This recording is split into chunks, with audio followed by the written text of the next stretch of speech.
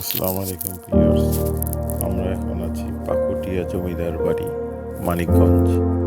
এটা বর্তমানে পাকুটিয়া বৃন্দাবন চন্দ্ররাধা গোবিন্দ কলেজ হিসাবে ব্যবহার করা হচ্ছে। খুবই সুন্দর ডিজাইন খচিত একটি জমিদার বাড়ি, কিন্তু রক্ষণাবেক্ষণের অভাবে খুবই করুণ দশা। এই বাড়িটার 4টা পার্ট। প্রধান পার্টটা কলেজ হিসেবে ব্যবহার করা হচ্ছে। এটা আর কি তবু কিছুটা রক্ষণাবেক্ষণ করা হয়েছে, তাও ওই পর্যাপ্ত রক্ষণাবেক্ষণ করা হয়নি। মানে এই বাড়িগুলোর যে অবস্থা, তাতে আগামী 5 বছরে এর অস্তিত্ব থাকবে কি না, বা আমাদের ভবিষ্যৎ প্রজন্ম এগুলো দেখতে পাবে কি না, খুবই সন্দিহান। ইমিডিয়েটলি প্রত্নতত্ত্ব বিভাগের উচিত, বিশেষ করে এই বাড়িটার পরে আরও 3টে বাড়ি আছে যেগুলো আপনাদের দেখাবো, ওই বাড়িগুলো খুবই করুণ অবস্থা, খুবই ভগ্নদশা।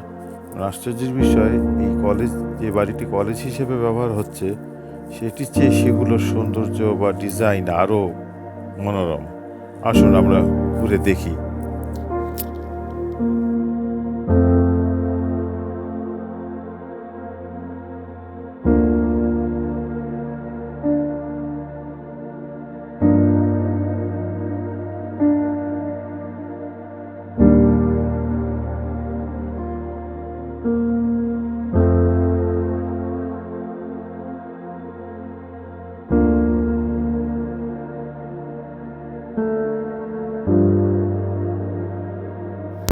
রক্ষণাবেক্ষণের পরেও দেখুন, এগুলোর পিলার বা দোতলার অংশগুলো মানে খুব ভেঙে গেছে বা ধসে পড়তেছে। তারপর এই আর কি অবস্থা।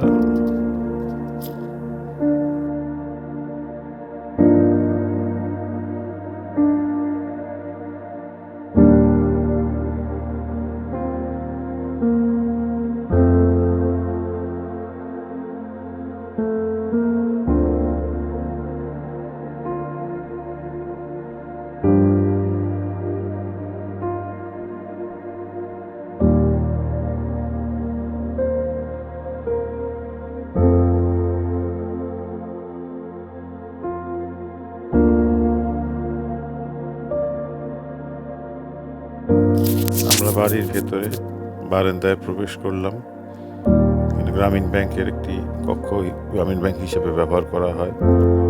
আর চার দেয়ালের কারুকাজগুলো খুবই সুন্দর, অসাধারণ।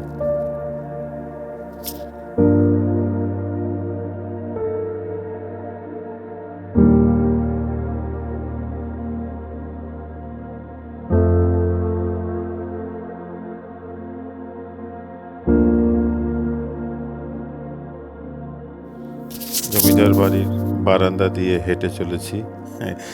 নিজেকে জমিদারের বংশধর মনে হচ্ছে যে আমার বাড়ির বারান্দা দিয়ে হেঁটে যাচ্ছি।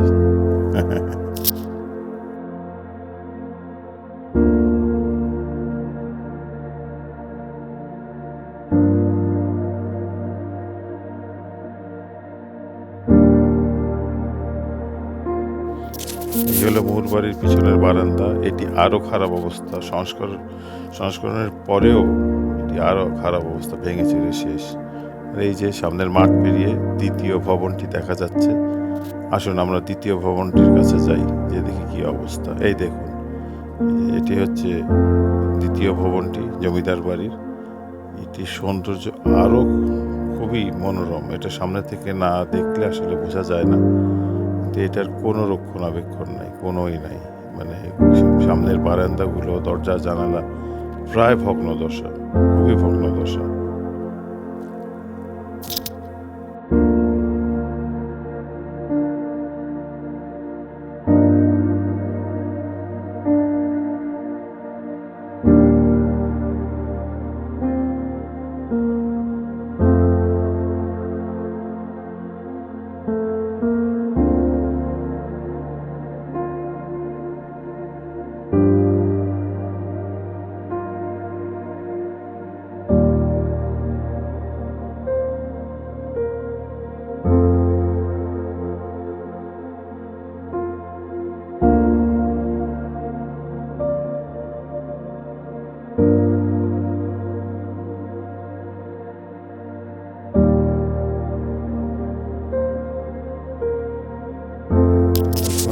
দরজা জানলা ভেঙে একাকার, কোনো রক্ষণাবেক্ষণ নেই। হ্যাঁ, ঝাড়ু দিয়ে পরিষ্কার পরিচ্ছন্ন করে রাখা হয়েছে, এতটুকুই।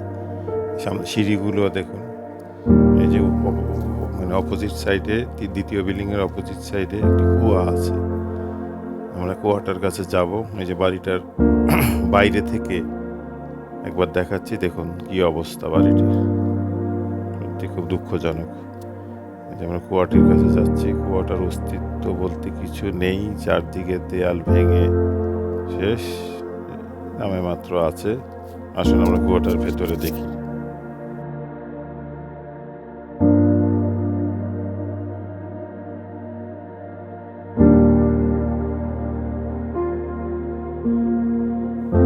এই হলো জমিদার বাড়ির কুয়া। ভিতরে গাছপালা হয়ে গেছে, নোংরা ময়লায় ভরা, এখনো ইতিহাসের সাক্ষী হয়ে দাঁড়িয়ে আছে।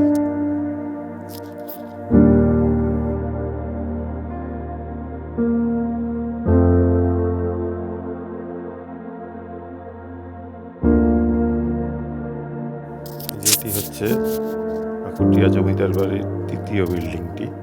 এটি আরও খারাপ অবস্থা, আরও ভগ্নদশা। দেখুন, এটার সামনে এত ঘন জঙ্গল ও গাছপালা, সকালবেলা যেতেই ভয় লাগে। আপনার পোকামাকড়, সাপ খোপের ভয়। দেখুন কি অবস্থা, কোনো রক্ষণাবেক্ষণ নেই। খুবই দুঃখজনক। অথচ বিদেশে এইসব প্রত্নতত্ত্ব সংরক্ষণ করে তাদের লক্ষ লক্ষ টাকা তারা আর্ন করছে টিকিটের মাধ্যমে। অথচ আমাদের অবস্থা দেখুন। দেখুন এই তৃতীয় বাড়িটি, এটিও খুব সৌন্দর্য। প্রথম বাড়ি থেকে সব বাড়িগুলোই নকশা আরও বেশি সৌন্দর্য, কিন্তু এগুলার কোনো রক্ষণাবেক্ষণ নেই। দেখুন, ঝোপঝাড় ঘন জঙ্গলের জন্য সামনে আমি যে ভিডিও করতে পারছি না, এই আর কি। আর ওই যে তার বাম পাশেই রয়েছে চতুর্থ ভবনটি, সেটিও আপনাদের দেখাবো কি অবস্থায় আছে।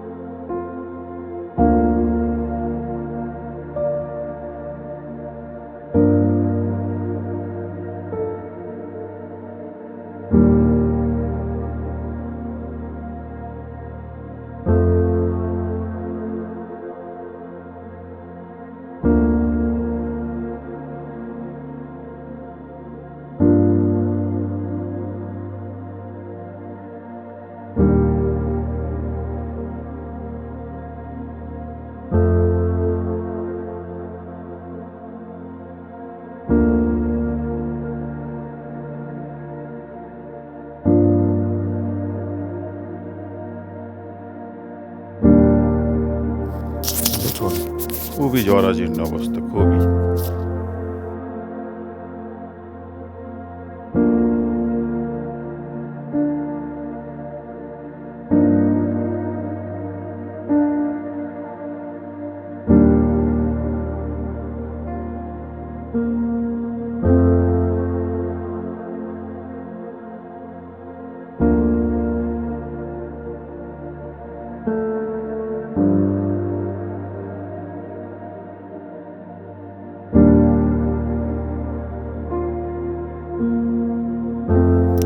এটা হচ্ছে এই জমিদার বাড়ির চতুর্থ ভবন। এটার দরজা জানলা পর্যন্ত নাই এবং ভেতরে ঢোকার মতো পরিবেশ নেই। পোশাক পায়খানা করে এটাকে শৌচাগার বানানো হয়েছে। ভেতরে ঢুকে আপনি ভিডিও করবেন বা সে সৌন্দর্য উপভোগ করবেন, সেই পরিবেশটা নেই। খুবই দুঃখজনক, খুবই। আসলে আমাদের দেশের প্রত্নতত্ত্ব বিভাগের কাছে একটাই অনুরোধ, আপনারা দয়া করে এগুলো সংস্কার করুন। আমাদের ভবিষ্যৎ প্রজন্ম যাতে এগুলোর ইতিহাস জানতে পারে এবং তারা এগুলো ঘুরে দেখতে পারে, এটাই তাদের কাছে অনুরোধ।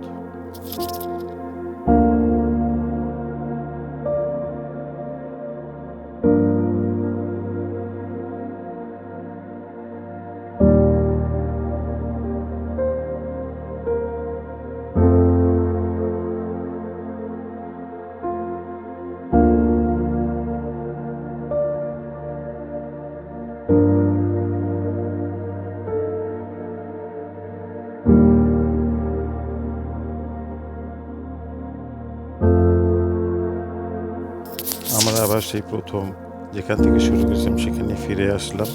আসলে আমার এই ভিডিওটা রাজবাড়ি সৌন্দর্য তুলে ধরার থেকে এর জরাজীর্ণ অবস্থায় বেশি তুলে ধরলাম। যাই হোক, ভালো ভিডিওটি দেখার জন্য সবাইকে ধন্যবাদ। ভালো লাগলে চ্যানেলটি সাবস্ক্রাইব করবেন এবং একটি লাইক দেবেন। ধন্যবাদ। পরবর্তী ভিডিও নিয়ে ইনশাল্লাহ আবার হাজির হব।